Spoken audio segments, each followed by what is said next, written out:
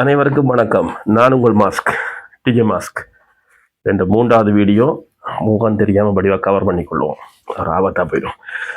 Okay, இன்றைக்கு நம்ம யாரை பற்றி கதைக்க போகிறோம்னு சொன்னால், யாரை பற்றி இல்லை, அந்த மனுஷனால் யாருக்கு லாபம் யாருக்கு நட்டம் அதை பற்றி மட்டும்தான் கதைக்க போகிறோம். இன்றைக்கு அவர் அண்ணன் சொல்லலாம், பரவாயில்லை, என்னோட வயசுக்கு மூத்தவர் தானே, அண்ணன் சொல்லலாம். நாம் இன்றைக்கு திரு செந்தமிழன் சீமான் அவர்களை பற்றி கதைக்க போகிறோம். செந்தமிழன் என்ற அவரோட அப்பாட பேர். ஆனால் அவர் செந்தமிழனா இல்லையான்றது எந்த பிரச்சனை இல்லை. ஓகே, வாங்க வீடியோக்குள்ளே போகலாம். வட்டிவாக பார்ப்போம், டீட்டெயில்ஸை அப்படியே பிரித்து மேய்வோம் சைட்டாக. ஓகே, சீமான் அவர்கள் இப்போ ஒரு 58 வயசாகுதுன்னு நினைக்கிறேன். அந்த மனுஷன் கடந்த எனக்கு தெரிஞ்சு 2009ஆம் ஆண்டு நாம் தமிழர் இயக்கம் ஒன்று ஆரம்பிச்சிச்சு. எங்களோட முள்ளிவாய்க்காலில் ஆயுதங்கள் மௌனிக்கப்பட்டு தமிழர்கள் தோல்வி அடைஞ்சதா உலகத்தில் எல்லாரும் நினைச்ச நேரத்தில் அந்த நாம் தமிழர் இயக்கம் ஒன்று ஆரம்பிச்சிச்சு. ஏன்னா அப்போ யாரும் எங்களுக்காக கதைக்கல. 2010 நாம் தமிழர் கட்சி என்று ஆரம்பிச்சிச்சு. அப்போ பாட்டி சும்மா ஒரு காரில் தான் போய்கிட்டு இருந்தார். ஓகே, இது எல்லாருக்கும் கண்ணுக்கு குத்தும், அது என்ன கூட தான் குத்தும், நோமல். இப்போ 2025 இசூசுல போனவர், இசூசு ஒரு நோமலில் போனவர் இப்போ டொயோட்டாவில் போகிறாராம். அடுத்தது பென்ஸும் வச்சிருக்காரு நினைக்கிறேன், எல்லாத்துலேயும் போகிறார். இதுக்கெல்லாம் அவருக்கு எங்கிருந்து காசு வந்துச்சு? இதுதான் கன பேரோட பிரச்சனையாக இருக்குது. எனக்கு இந்த சீமான தெரியவும் தெரியாது, நேரடியாக சந்திச்சதும் இல்லை. எனக்கு அவரில் நல்லதும் இல்லை கெட்டதும் இல்லை. நான் சொல்ல வர விஷயம் இல்லை, சிம்பிளாக என்னன்னு சொன்னால், இந்த சீமானாலை தமிழ் மக்களுக்கு, யாழ்ப்பாண தமிழ் மக்கள், மட்டக்களப்பு தமிழ் மக்கள், திருவோணமலை தமிழ் மக்கள், அம்பாறை தமிழ் மக்கள் என்று சொல்லப்படுகிற வட்டகிழக்கு மக்களுக்கு சிம்பிளா ஒரு விஷயம் முடிக்கலாம். நான் அதை இழுத்து சொல்லுவேன், ஏன்னா அதான் முக்கியம். ஏன்னா எங்களுக்குள்ளே ஒற்றுமை இல்லையே. நீ மட்டக்களப்பு மச்சா, நோ உண்ட தமிழ் நீ செய்வதை வச்சிருவ, நீ யாழ்ப்பாணம்டா கஞ்சா பிசுனாரி, இப்படித்தானே வாழ்றோம். ஒற்றுமை இருக்கா? இல்லை. எங்களுக்குள்ள ஒற்றுமை இல்லாட்டி எங்களை ஒற்றுமையாக்குறதுக்குன்னு ஒருத்தன் வருவான் இல்ல, வாரவன் ஒற்றுமையாக்க மாட்டான். எங்களை இருக்கிற எல்லாத்தையும் புடுங்கிட்டு போயிடுவான். சரியா? வெளிநாடுகளில் பார்த்தேன், நான் ஐரோப்பாவில் ஒரு 20 வருஷமா இருக்கேன்னு எனக்கு தெரியாது, நான் என்ன இல்லை சொன்னா கண்டுபிடிச்சுக்க, நான் யாருண்டு வேணாம். ஓகே, அதனால என்னது சொல்றேன்னு சொன்னா, நீங்க கஷ்டப்பட்டு உழைக்கிறீங்க, உங்களோட பக்கத்து வீட்டுக்காரனுக்கு உதவி செய்யுங்க, அவன் குடும்பத்தோட நல்லா இருப்பான். செய்ய மாட்டோம், ஏன்னா அவன் எங்களை விட பெரிய வீடு கட்டுறான், ஒரு பயம். செய்ய மாட்டோம், செய்ய முடியாது, செய்யவும் மாட்டோம், அவசியமும் இல்லை. என்னென்னு சொன்னால் நோ அவனும் செய்யக்கூடாது. ஆனால் யாரோ ஒரு யூடியூபரு காசை போட்டு அவன் பாதி ஆட்டையை போட்டுட்டு காவாசியை போட்டு வீட்டில் பொம்பளை பிள்ளைகள் விட்ட போயின்னு தட்டிக்க நிற்பான். அது ஓகே, ஏன்னா நாங்கள் யூடியூபர்கிட்ட கொடுத்தா மச்சான் காசை நம்பி கொடுத்துருவான். ஏண்டா அடுத்த வீட்டுக்காரனை நம்ப மாட்டீங்க, ஒரு 10 வீடியோ போடணும் நம்புவீங்களா? நான் இந்த யூடியூப்பை காசுக்காக ஆரம்பிக்கல, எனக்கு இருக்கிறத காணும். சரியா? காசுக்காக இல்லை. நீங்கள் 10 பேர் பார்த்தாலும் அந்த 10 பேரில் ஒருத்தனுக்கு இந்த கருத்து போய் சேர்ந்தா காணும். மற்றபடியை இதுக்காக ஆரம்பிக்கல, காசுக்காக இல்லை, காசுக்கு தேவையும் இல்லை, அவசியம் எனக்கு இல்லை. 10 பேரில் பார்க்குறவங்க 10 பேர் இருந்தாலும் பரவாயில்லை. 100 சப்ஸ்கிரைபரில் ஒருத்தண்ட மண்டையில் அறிவு வந்தால் காணும், அவ்வளோ போதும். சரியா? சொல்றதை விளங்குங்க. இந்த சீமான் என்ற நபரால் எங்களுக்கு என்ன லாபம் இருக்கா? இல்லை. அவர் கச்சதீவை மீட்பேன் என்றார். கச்சதீவு இப்போ எங்கள்கிட்ட இருக்கு, அங்கே மீன் பிடிக்கிறோமா இல்லையா? ஓகே, பிடிக்கிறோம். அவர் மீட்டா பிறகு உங்களுக்கு லாபம் இருக்கா? இல்லை. இந்திய மீனவர்கள் அத்துமீறி இலங்கையில மீன் பிடிக்கிறத அவர் ஓகே என்றார். இல்லை, அது நாங்கள் கொடுத்த கச்சதீவு, நான் மீட்பேன். என்னமோ நெய்தல் படையோ என்னமோ ஒரு படை, இந்த நேவிட்டையும் எங்கள்கிட்டையும் இல்லாதவர்கள்லாம் அவர்கிட்ட இருந்ததா? இல்லை.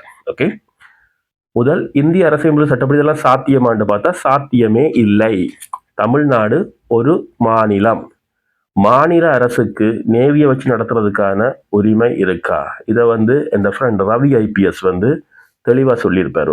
ஒரு அவரோட வீடியோ சேனலை சப்ஸ்கிரைப் பண்ணி பாருங்க எல்லாரும். ஒரு வீடியோவில் சொல்லியிருப்பார், மாநில அரசுக்கு கோஸ்ட் கார்டை ஜெனரேட் அதை இது ஆப்ரேட் பண்ணுறதுக்கான அதிகாரம் இல்லை. மாநில அரசு காவல்துறையை மட்டும்தான் கடலுக்குள்ள இன்டர்நேஷனல் வாட்டருக்குள்ள போக முடியாது. ஏன்னாவே தமிழ்நாடு மாநில காவல்துறை ஆந்திரா போர்டருக்குள்ளேயே போக முடியாது. அவை இலங்கை போர்டருக்காக போயினோம். இவர் முதலமைச்சராக சொல்றாரு, தான் கச்சதீவை மீட்பேன். ஓகே, அதான் மொத்தத்தில் கச்சதீவை மீட்க போறீங்க. மீட்டு தமிழாக்கள் யாழ்ப்பாணத்திலிருந்து வட பக்கத்துல இருந்து மீன் பிடிக்க போற முழு பேட்ட வயிற்றுலேயே அடிக்க போறீங்க. அடிங்க சரி பார்க்கலாம், ஒரு பிரச்சனையும் இல்லை.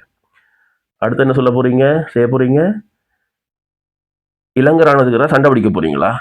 முடிஞ்சதா உங்களால? முடியுமா? முதல்ல அது இன்டர்நேஷனல் இஷ்யூ. அதுக்கு நீங்க தமிழ்நாட்டை தனி அரசாங்கமா மாற்ற வேணும்.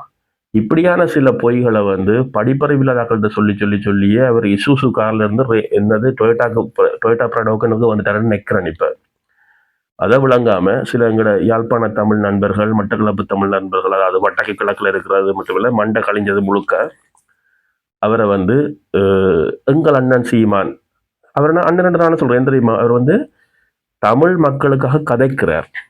அவர் கதைக்கிறபடியா தமிழ் இனத்தின் பேர் கொஞ்சம் நல்லா தான் இருக்கு, இல்லைன்னு சொல்லல. ஒருத்தன் கதைக்கிறான், கத்துறாண்டா நம்மளுக்காக, ஒருத்தன் கிளம்பிட்டா ஐயா நல்லா தான் இருக்கு. அவன் வெளிநாட்டுல கத்தக்கூடாதுன்னு சொல்லிதான் அஜய் தோவல் என்ற ஒரு ஜேம்ஸ் பாண்ட் இருக்கார் இந்தியால. அவர் இவரோட பாஸ்போர்ட்டை பிளாக் பண்ணி வச்சிருக்கார், இவன் நாட்டை விட்டே போகக்கூடாதுன்னு. ஏனென்று சொன்னா இவரோட நோக்கம் நல்லது, ஆனா இவர் எந்த தமிழ் மக்களுக்கு நல்லதை செய்ய போறோம்னு சொல்லி வலிக்கிறாரோ இவருக்கு அதை செய்ய முடியுமா? இவரால் முடியவே முடியாது. இவரால் இவர் தமிழ்நாட்டுக்கு முதலமைச்சரா வந்தா தமிழ்நாட்டு மக்களுக்கே சரியா செய்ய முடியுமான்னு எனக்கு தெரியாது. என்னன்னு சொன்னா, இப்ப அனுரகுமார வந்தாரல்ல, எல்லாத்தையும் அங்க மாத்துவன், இங்க புடுங்குவன், இதை பிப்பன் அதை பிப்பன் பிக்க முடிஞ்சதா? இல்ல. இப்ப 312 ரூபா போகுது ஒரு யூரோ. அவர் கொஞ்ச நாள்ல 307 ரூபா இருந்தா நினைக்கிறேன், இல்ல 6 ரூபா என்ன இருந்திருக்கும்னு நினைக்கிறேன், சரியா தெரியும். 6 ரூபா அப்படிதான் இருந்தது, 300க்குள்ள வந்திருந்தது. அப்ப இதே மாதிரி தான் வெட்டி ஜம்பங்கள், டேஞ்சரஸான ஜம்பங்கள். சரி, இந்த கச்சதீவு பிரச்சனை ஒன்றே காணும், அது ஒன்றே காணும். இவரால யாழ்ப்பாண மீனவர்கள் மெயினா இவர் முதலமைச்சரா வந்தா பாதிக்கப்படுவாங்க. நான் சொல்றது சரியா பிள்ளையா? இவர் பெண்கள் விஷயத்துல அண்ணன் பிரபாகரன் சொல்லி போட்டு, அண்ணன் ஒழுக்கம் இல்ல, உலகமே தெரிஞ்ச ஒழுக்கம். இவருக்கு என்ன ஒழுக்கம் இருக்கு? விஜயலட்சுமி அங்க விடுங்க, அதெல்லாம் பரவாயில்ல. யாழ்ப்பாண பொம்பளையில ஒரு 2-3 பேரை லண்டன்ல சிங்கம் வச்சிருந்தது, சரியா? அங்க வீடியோஸ் எல்லாம் நல்ல அவங்க எடுக்கல போல, எடுத்திருந்தாங்கன்னா ரிலீஸ் ஆயிருக்கும். அது ரிலீஸ் ஆகுது அல்லது இவர் ஒரு 500, 600, 1000 கோடி உழைச்சா பிறகு புடுங்கிறதுக்கு நம்ம மக்கள் வெயிட்டிங்ல இருக்காங்கன்னா எனக்கு தெரியாது, சரியா? மொத்தத்துல ஒழுக்கத்துல சைவர். தமிழ் பெண்ணை மட்டும்தான் முடிப்பேன், போராளி பெண்ணேன்னு சொல்லி போட்டு அங்க விளையாடி போட்டு வந்ததை மட்டும்தான் மிச்சம் லண்டன்ல, வேற எதுவும் செய்யல. நல்ல போல பாஸ்போர்ட்டை பிளாக் பண்ணிட்டாங்க, இல்லாட்டி நிறைய எங்களை ஆட்கள் அநியாயத்துக்கு நாசமா போயிருப்பாங்கன்றது எந்த கருத்து இல்லையப்பா. யார் ஒருத்தன் கத்தின்னு இருக்காங்க அங்கிருந்து. எனக்கு சொன்னது நான் உங்களுக்கு சொல்றேன், சரியா பிள்ளையான்றது மட்டும் நீங்க தான் முடிவு பண்ணணும். ஏன்னா நீங்கள் தான் நடுவர்கள், ஜட்ஜஸ். ஓகே, அடுத்தது தமிழ் பிள்ளை முடிப்பன்னு சொல்லி போட்டு கடைசியில் நம்ம காளிமுத்து அண்ணா மகளை முடிச்சா இல்ல, அவ காளிமுத்து அண்ணா யாரு? காளிமுத்துன்ட்டு பேர் வந்தா போல தமிழாயிருமா? இல்ல சுத்த தெலுங்கு. ஓகே, பச்சை தமிழ் அது சுந்தர தெலுங்கு வரலாம். ஓகே, அப்படித்தான். அதே மாதிரிதான் தமிழ்நாட்டுல மாறுற எந்த அரசியல் சூழ்நிலையும் தமிழீழத்தை பெற்றுக் கொடுக்காதுன்றது எங்கட முட்டாள்களுக்கு விளங்க வேணும். மத்திய அரசாங்கம் இந்தியால எப்ப மாறுதோ அவன் நினைச்சா மட்டும்தான் முடியும், அல்லது மத்திய அரசாங்கத்தை ஆற்ற சக்தியா தமிழ்நாட்டு அரசாங்கம் இருந்தா மட்டும்தான் முடியும். அது சீமானாலையும் முடியாது, அந்த நொண்ணாமலையாலையும் முடியாது. ஏன் தெரியுமா? அவங்க இருந்தாலும் செய்ய மாட்டாங்க, காங்கிரஸ் வந்தாலும் செய்ய மனசு இருக்காது. கமல்ஹாசன் ஐயா அவர் விக்ரம் 2, விக்ரம் 3, 4 போத்தான் சரியான பாட்டி. அப்ப ஏன்டா நீங்க தேவையில்லாம பிரான்ஸ்ல இருந்து யூரோப்ல இருந்து எல்லாம் நாம் தமிழர் கட்சிக்கு காசு அனுப்புறீங்களா? பினான்சியல் அண்ட் எக்கனாமிக்கல் விங்ஸ் சில நேரத்துல இதை கண்டுபிடிச்சு உங்களை தூக்கி உள்ள போட்டா நீங்க என்னடா பண்ணுவீங்க? டொனேஷன் பண்றீங்களா? யாருக்கு பண்றீங்க டொனேஷன்? ஒரு ஆர்கனைசேஷனுக்கு பண்றீங்க, சரி ஓகே. அவனோட சைட்ல போய் பண்றதுக்கு கூட இப்ப பிளாக்ல இருக்கு. இப்ப என்னென்ன பண்றீங்க? ஏன் பண்றீங்க? யாருக்கா தெரியுமா? இல்ல. இப்படி கஷ்டப்பட்டு காலையில எழும்பி நித்திர கொள்ளாம இருந்து உழைக்கிற காசை உண்ட பக்கத்து வீட்டுக்காரன் கஷ்டப்படுறவனுக்கு கூட, எனக்கு தெரிஞ்சு இலங்கையில யாழ்ப்பாணத்திலையும் மட்டக்களப்பு வடகிழப்பு எல்லாம் சேர்த்துங்க வைங்களன் தெருவுக்கு ஒரு வெளிநாட்டுக்காரன் கட்டாயம் இருப்பான். அவன் ஒருத்தன் அந்த தெருவை பார்த்தா காணும். ஏன்டா யூடியூபர்கிட்ட போறீங்க? ஏன் சீமானுக்கு கொடுக்குறீங்க? சீமானு கொடுக்கணும் எனக்கு கவலையே இல்லை. தம்பியாக்களே, தங்கச்சியாக்களே, அண்ணாக்களே, அக்காக்களே, கவலையே எனக்கு இல்லை. ஆனால் வந்து போகிறது உங்களோட காசு எதுக்கு போகுது தெரியாமல் போகுது. சீமானன்ற மனுஷன்கிட்ட எச்சரிக்கையா இருங்க வெளிநாட்டு மக்களே. ஏனென்றா அவன் இசுசு டு டொயோட்டாக்கு வந்ததே வந்து உங்களோட ஹெல்ப் தான்.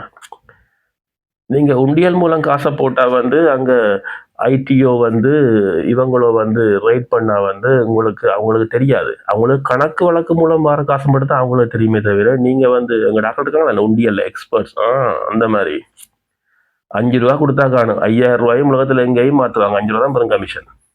ஆமா இல்லையா? கூடிய சீக்கிரம் அடுத்த உண்டியல் கடையில் பிடிச்ச வீடியோக்களும் போடுவேன்னு நினைக்கிறேன். பிடிக்க போறது நான் இல்லப்பா, ஆனா கட்டாயம் போடுவேன் நம்புறேன். ஓகே, உங்களோட காசை நாசமாக்காதீங்க. யூடியூபர் மேல தெரியாத ஆக்கள்கிட்ட அநியத்துக்கு காசு அனுப்பாதீங்க. உனக்கு ஏன்டா இந்த அக்கறைன்னு கேட்காதீங்க. ஏன் தெரியுமா? நானும் உங்களை ஒரு மனுஷனப்பா, அதனாலதான் அக்கறை. நான் ஒரு அரசாங்க உத்தியோகத்தர் இருந்தாலும் அக்கறையா உங்களோட மினக்கட்டு ஒரு நாளைக்கு அரை மணத்தியாலம் எடுக்கிறேன். ஒரு வீடியோக்கு அரை மணத்தியாலம் எடுக்கிறேன். ஏனென்று சொன்னா அறிவில்லாத ஆக்களுக்கு சில விஷயங்களை சொல்ல அது உங்களுக்கு விளங்காது. கேட்டால் சொல்லுங்க நீ மட்டும் கிழிச்சவனான்னு கேட்பீங்க. நானும் கிழிச்சவன் இல்லையப்பா வந்து. ஓகே, நல்லதை கேளுங்க, விளங்கினா செய்யுங்க. அநியாயமா உங்களோட காசை உங்களோட பிள்ளைகளுக்கும் உங்களோட முக்கியமாக வந்து இந்த B1 B2களை எடுத்து இந்த டெஸ்ட்டுகளை எடுத்து கொஞ்சம் வந்து உங்களோட காட்டுகளை பத்திரப்படுத்தி வச்சுக்கொள்ளுங்க.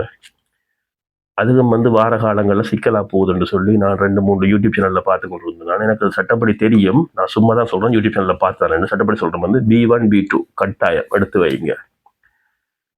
அது இல்லாமல் வந்து உங்களால் இங்கே வாழவும் முடியாது. ஏன்னா 62% சாவுகள் வந்து தமிழாக்களுக்கு நடக்கிறது எப்படி தெரியுமா உங்களுக்கு?